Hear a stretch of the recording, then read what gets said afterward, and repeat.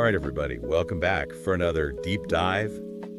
You know the drill, we're tackling another hot topic in the world of work today. And this one is all about workforce agility. Workforce agility. Yeah, it's more than just a buzzword these days. Yeah, exactly. It's something we keep hearing about, and it's clearly important. But I think it's one of those things where people kind of nod their heads and pretend they know exactly what it means when maybe they don't always. So we're going to try to break it down today. Get to the heart of what it really means and why it matters. And how to actually make it happen in your organization. Right. Because it's one thing to talk about it, but it's another thing entirely to actually put it into practice. Absolutely. Yeah. So to guide us on this journey, we've got some great sources lined up. We've got articles from Forbes, Velocity Global, and a particularly insightful piece from Fuel 50. Oh yeah, Fuel 50, they're doing some really interesting things in this space. They're walking the walk for sure. They are. So yeah, they're definitely a company to pay attention to. Yeah. So our mission today is to really unpack this whole concept of workforce agility. Figure out why it's so crucial, especially in these kind of uncertain economic times. Yeah, the world is changing so fast right now. You know, it's like every other day there's some new disruption or challenge. Exactly. So how can we help our listeners and ourselves, frankly, become more adaptable, more resilient, ready to face whatever comes next? And not just survive, but thrive, right? Exactly. Thrive. Okay, so before we get too far ahead of ourselves, let's back up a bit and make sure we're all on the same page. What exactly are we talking about when we say workforce agility? Right. Well, I think Velocity Global put it pretty succinctly. They define it as the ability of a company and its employees to adapt quickly to changes in the business environment. Okay, so it's about being nimble, adaptable, able to pivot when things get unpredictable, which, I mean, isn't that just common sense? Yeah. Don't all companies need to be able to do that to some extent? Sure, but workforce agility is kind of taking it to the next level. It's not just about reacting to change. It's about anticipating it, embracing it, and even using it to your advantage. Interesting. So it's almost like having a sixth sense for what's coming next and being ready to jump on it before your competitors even realize what's happening. Exactly. And that's why it's becoming so critical, The world is changing faster than ever. The pace of technological advancements, the geopolitical landscape, even just the way we work is constantly evolving. Companies that can't keep up are going to be left behind. Okay. Starting to see the bigger picture here, but let's get real for a second. Why should I care about workforce agility? What's in it for me personally? Well, one thing that really stood out to me from the AI Group's research was the link between workforce agility and increased resilience for both companies and individual employees. Resilience, meaning the ability to bounce back from setbacks. I guess that's pretty important in today's world where things can change on a dime. Exactly. Think about it.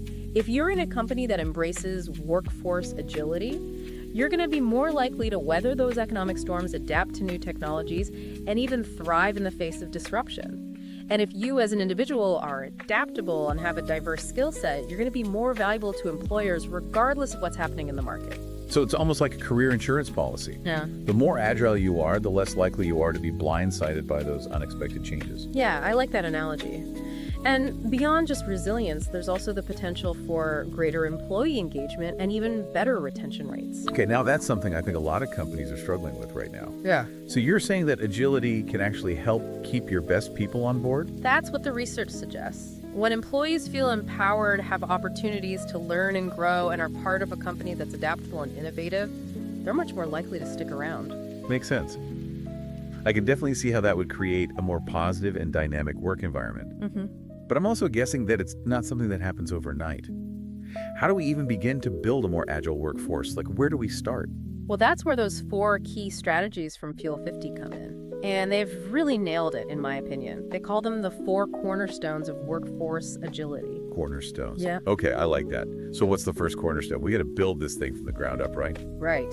Well, it all starts with continuous learning.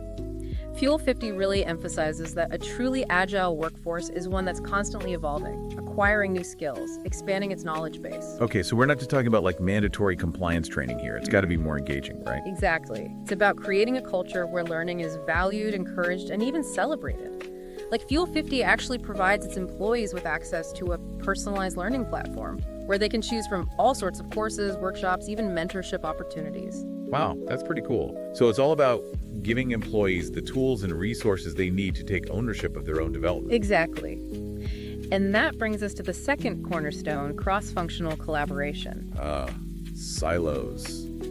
the enemy of agility. You got it. Fuel 50 has really focused on breaking down those barriers, encouraging teams to work together across disciplines. And they found that this not only leads to better problem solving and more innovative solutions, but also creates a more connected and collaborative work environment. Yeah, I can see how that would foster a sense of shared purpose and make people feel more invested in the company's overall success. It's like that old saying, two heads are better than one. Right. But in this case, it's more like a diverse range of perspectives leads to better outcomes. Love it. Okay, so we've got continuous learning and cross-functional collaboration. What's next? The third cornerstone is all about flexible work arrangements. Okay, yeah, that's something that's definitely gaining traction in the post-pandemic world. Absolutely. I mean, the traditional 9-to-5 in-office model is just not cutting it anymore. And Fuel 50 is a great example of a company that's embracing this. You know, they offer their employees a whole range of flexible work options. Remote work, flexible hours, even compressed work weeks. Yeah, I bet that's a huge perk for employees. Yeah. Especially those with families or other commitments outside of work. It absolutely is. And it's not just good for employees, it's good for business. Yeah. Studies have shown that flexible work arrangements can lead to increased productivity, lower stress levels, even reduced absenteeism. So it's a win-win situation. Employees are happier and more productive, and the company benefits from a more engaged and efficient workforce. Exactly. And that leads us to the final cornerstone, which in my opinion is the most important of all. Oh, okay. Hit me with it. Empowering employees. Okay. Sensing a theme here. It seems like a lot of these strategies are about giving employees more autonomy and ownership over their work. You're picking up on it. And that's really at the heart of what workforce agility is all about. Fuel 50 believes that when you trust your employees to make decisions, take initiative, even take risks, you unlock this whole level of creativity, innovation, adaptability that simply wouldn't be possible otherwise. That makes sense. But isn't that a bit risky? What if people make the wrong decisions? Or things start to get chaotic? Well, there's always a balance to strike. But I think Fuel 50 has done a great job of mitigating those risks by creating a culture of transparency, accountability, and continuous feedback. Yeah. You know, they give their employees clear guidelines and support systems, but they also give them the freedom to experiment and learn from their mistakes. Right, so it's like that concept of psychological safety. People need to feel like it's okay to fail as long as they're learning and growing from those experiences. Exactly. And that's something that needs to be cultivated from the top down. Leaders need to set the tone, be open to feedback, create an environment where people feel safe to take risks. This is all starting to sound pretty revolutionary. Are you telling me that the key to workforce agility is to basically just trust your employees? Well, it's not just about trust, but it's definitely a crucial element. You also need to provide the right resources, the right training, the right support systems. But when you get all those pieces in place, the results can be truly transformative. I can see that I'm starting to get really excited about this. It feels like we're moving away from that old command control style of management and embracing something much more human-centered. I think that's a great way to put it. And it's not about being nice or fluffy. It's about recognizing that your employees are your greatest asset, and when you empower them to do their best work, everyone benefits. Yeah, I'm totally on board with this. Yeah. But I'm also wondering, how do we know if these strategies are actually working? That's where the data comes in. Data. Can't forget about the data. Absolutely not. Fuel 50 is very data-driven in their approach to workforce agility. They track all sorts of metrics: employee engagement, productivity, retention rates, even innovation metrics like the number of new ideas generated or the number of successful product launches. So it's not just about feeling good, it's about seeing tangible results. Exactly. And the data they've collected so far is really encouraging. They've seen significant improvements in all those areas since implementing these 4 cornerstones. I'm really impressed with what Fuel 50 has accomplished. It sounds like they've really put a lot of thought and effort into building a truly agile workforce. They're definitely a company to watch, and I think there's a lot we can all learn from their example. But even beyond those 4 cornerstones, there's one more element that I think is absolutely essential for boosting workforce agility. Ooh, Huck, I'm all ears. What is it?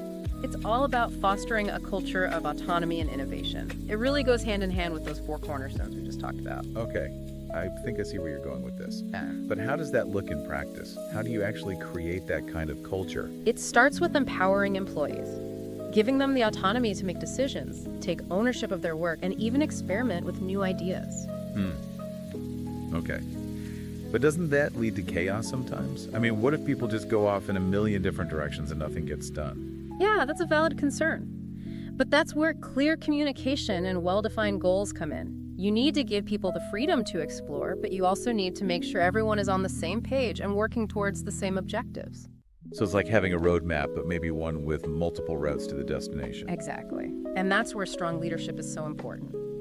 Leaders need to articulate a clear vision, set expectations, and then trust their teams to figure out the best way to get there. I could see how that would be really empowering for employees. But it also sounds like it requires a lot of trust from the leadership team. Absolutely. It's about moving away from that old command and control model and embracing a more collaborative and decentralized approach. It sounds like a pretty radical shift in mindset for a lot of companies. But I guess the payoff is worth it if you can create a truly agile and innovative workforce. Yeah, the benefits are undeniable. Companies with high workforce agility report higher employee engagement, better retention rates, increased productivity, and even faster growth. Okay, I'm sold, but I'm also feeling a little overwhelmed. Yeah. It seems like there's a lot to consider here. What's the one piece of advice you would give to someone who's just starting to think about building a more agile workforce? Start small. Don't try to do everything at once. Pick one area to focus on. Maybe it's implementing flexible work arrangements or investing in some new training programs. And then track your progress, collect data, and see what's working. Data. Can't forget about the data. Absolutely not. It's the only way to know for sure if your efforts are paying off. Measure things like employee satisfaction, productivity levels, and even how quickly your team is able to adapt to new challenges. So it's an ongoing process of experimentation, learning, and adjustment. Exactly. There's no one-size-fits-all solution to workforce agility. It's about finding what works best for your company, your culture, and your specific goals. Well, this has been a really insightful deep dive. I feel like we've covered a lot of ground from defining what workforce agility is to exploring those real-world examples of companies that are actually making it work. Yeah, and hopefully we've given our listeners some food for thought and some practical tips they can start implementing in their own organizations. If there's one key takeaway I want our listeners to remember, it's that workforce agility is not just a trend. It's really a fundamental shift in how we think about work and how we build successful organizations in this rapidly changing world. It's about embracing change, empowering employees, and fostering a culture of continuous learning and innovation. And maybe, just maybe, it's the key to not just surviving, but thriving in this crazy world. So keep exploring, keep experimenting, and keep pushing the boundaries of what's possible. Until next time, keep diving deep.